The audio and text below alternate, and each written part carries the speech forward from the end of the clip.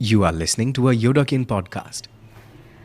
Hi everyone, we are back with the Yoda podcast today, and with me is the fabulous author of Like a Mule Bringing Ice Cream to the Sun, Sarah Ladipo Manyika.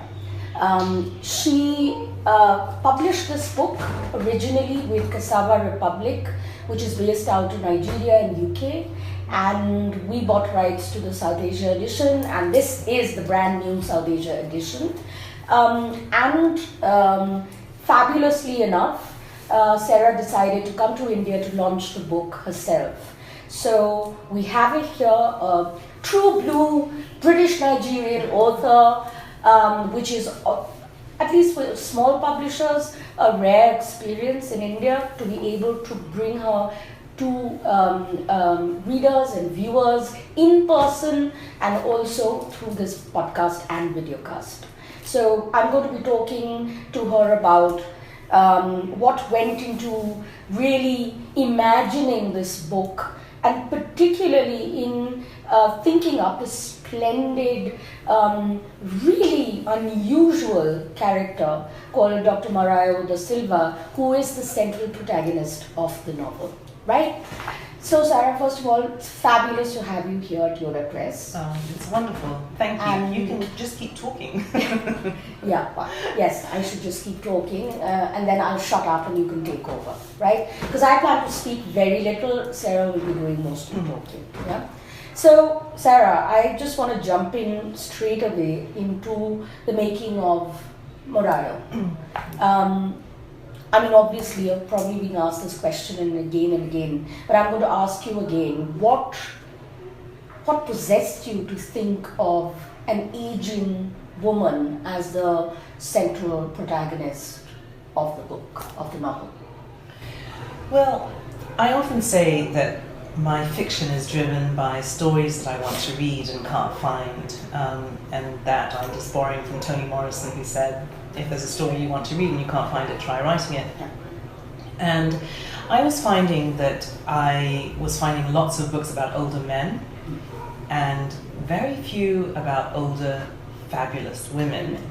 And yet in real life, I was meeting just many more interesting older women than older men. Not that it's a competition, but and I just wasn't seeing that reflected in literature.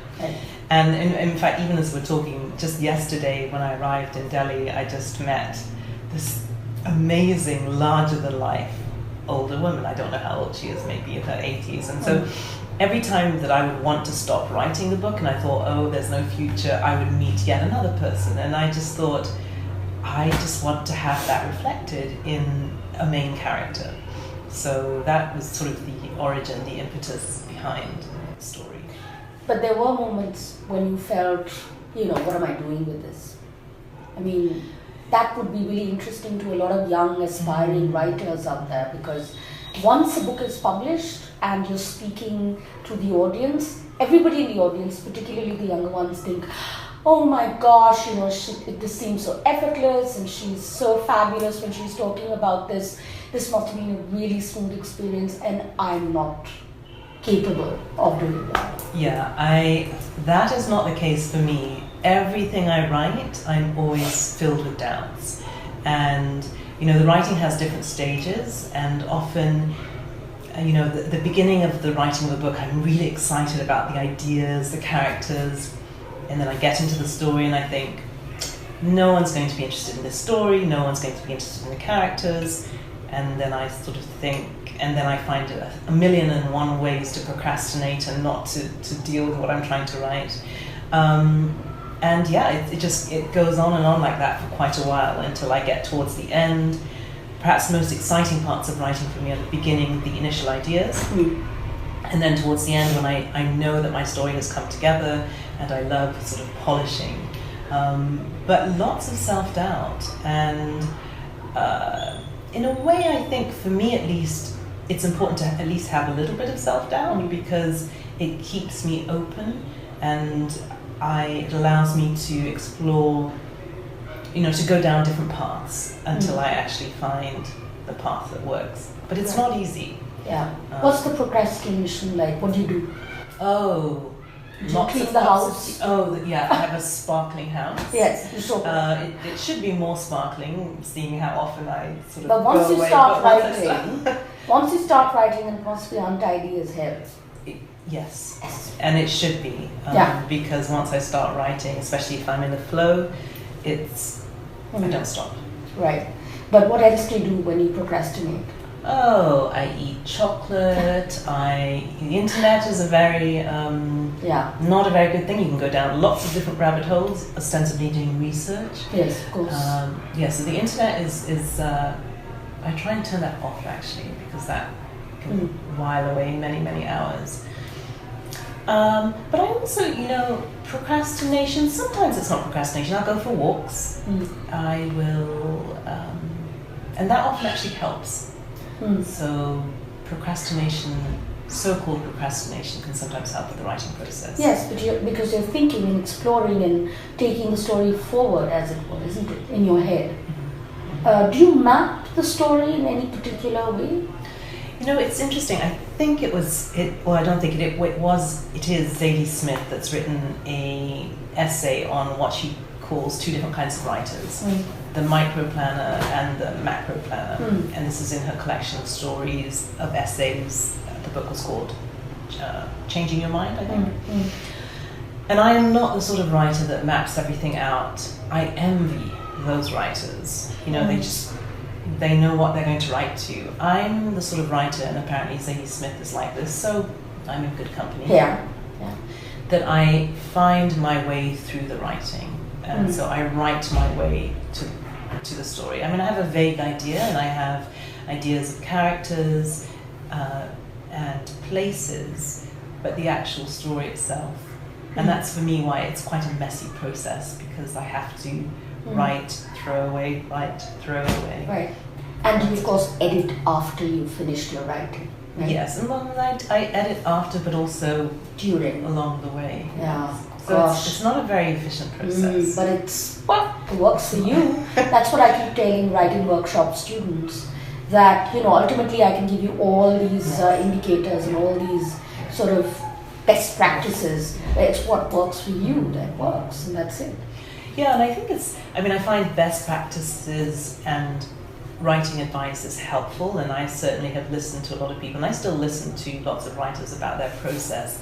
But at the end of the day, like you say, you have to discover what works for you. Exactly. So tell our listeners and viewers a little bit about Mariah. Why is she so special? I just love her. I have to love all my characters, and this means even the wicked ones, especially the wicked ones. We're all humans, and none of us are perfect. If I don't like my characters, if I don't find something that's human and attractive about them, I can't write them. So Mariah is not perfect. She's close-ish, maybe, but she's definitely not perfect. She is in her mid-70s, and she's an expatriate Nigerian woman living in San Francisco. And she has a great joie de vivre. She drives a sports car. She loves people. She makes friends quite easily. She's lived in different parts of the world. She spent some time in India. She wears very exciting lingerie. She does. She's very sensual. And that's another thing I was finding, that when people, the few stories about older women that I was able to find, many of them sort of embrace the stereotypes of older, cranky women who were not at all sensual. Yeah. And that's not reflective of many women that I've met. And so, she's very independent. And I won't give away the story, but at a certain point in the story she has a fall, and that challenges her independence, let's say. But it's her story, it's the story of her life, the story of her friends, it's a story of aging and desire. Yeah. You write the sex really well. Thank you. I mean, all of it, when it comes together, this aging woman who is so sensual, and of course some of it is communicated through the they're not really sex scenes as such. They're more like memories. They're more like certain nuances, which gives such a vivid picture of her sensuality. And I think that's what I felt. I have to be Mariah when I grew up. There is such a sense of, as you said, she's almost perfect in that sense. Did you have fun writing her? I did, and I think the sensuality. There are elements that have to do with sex, but it's also an enjoyment of life. So she really embraces life and loves it, and I think there's also that sort of sensory desire and love is something that I was trying to bring forth with the book. But yes, I had great fun writing her, and then I also had great fun writing her friends and the characters that she meets, because one of the things that I was really trying to do was to explore this business of identity, whereby we see ourselves in a certain way, but then others see us as well, and it's this sort of dualistic nature of identity, the way that we see ourselves and the way that we're perceived. And so it was fun for me to be in her head and to see the way that she saw herself, and then to see the way that others saw her. Sometimes they loved her and embraced her and saw what she was all about. Other times, not at all. Readers in India, I feel, are really going to love this book because there's so much India in it. Do you want to tell us a little bit about that? It's interesting, and I'm glad you see so much of India in it. This is my third visit to India. I went to Mumbai earlier this week for the first time. I've been to Delhi before and Bangalore, and I love this country. In a way, it feels very familiar. So I grew up in Nigeria when I was younger in Lagos, which is a mega city like Mumbai. Delhi, I think, is also. And there's something about, I don't know how to put it, this beautiful chaos and vibrancy. Chaos, and I don't mean that I mean that in both senses of the word. Just this wonderful, maybe chaos is the wrong word, so here's the writer in me now riffing on words. But an abundance and an exuberance, smells, sounds, sights, rich history. And so it's a country that I would love to spend more time getting to know. So I've never lived in India, but I had to have a character who had lived at least a little bit in India. And then there's also, we were talking earlier about one of the minor characters whose heritage is also Indian. So it's a personal love of mine that does find its way into the book. She's really well travelled, Mariah. I mean, there's of course India, she's been to India, but she's also been to various other places. And then there are the books.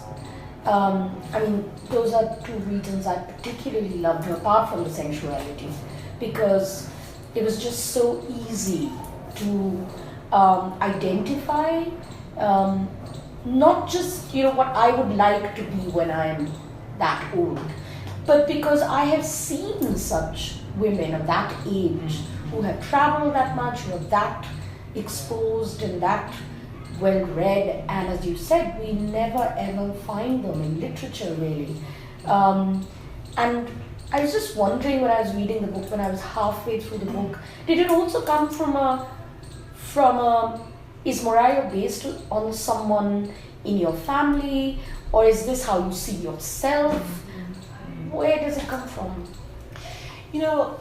I think there are elements of all of the above. I think, I'm in my middle years, or I may be in my end of, I don't know, we never know how long or how short our lives are, but certainly as I grow older, I've been thinking more about what might come, what awaits me if I grow older, if I grow to be her age.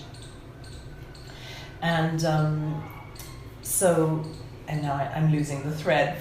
I'm thinking about what happens when I What was your original question? Sorry. Family, was it yeah. someone in the family? Was it, yeah. I I mean, we definitely want to be like that when we are in our 70s. That's a given, right? Yeah. So I guess in a sense it might be a projection of, you know, how, if I'm in my 70s, what will I be like, and how will I think, how am I thinking about aging? I guess that was another thing, another sort of impetus for this book. And I've always had friends who've been much older than me and much younger than me. And I've watched people as they've aged. And I've always had great admiration for people who have a glass half full approach to life as opposed to glass half empty. And I think in some senses I was writing this book for myself, sort of saying, Sarah, try and have a glass half full mentality, whatever age you are, but particularly as you age. And I'm not this is not me sort of diminishing what can happen as one grows older, physical ailments, mental ailments, and so forth. But just as I grow older, I would like to embrace, you know, not a spirit of kind of closing down and shutting down and bemoaning life, but just embracing it as much as possible. So in a sense, I was writing this to me. But, you know, to go back to your original question, because I've had many older friends, I think there are elements of various friends in this. And also, I should say that while I was writing this book, one of my older friends was quite ill, and she got dementia, and it was just a very sad ending to her life. And I think in a way, this is also a book for her. And Grace, white American Jewish woman, so in many ways very different to Mariah. But she, like Mariah, also had no children. She had never married, actually. And so in a way, this is also me writing to her a happier story, in a sense. Okay, that's a great note to end this chat on, but we'll be talking more during the day at the launch events that we have planned for Sarah, one in Gurgaon and one in South Delhi. We'll also be putting some videos from there on our YouTube channel. Do try and catch those as well. Thank you, Sarah. Thank you. And let's have a great day together. Thank you.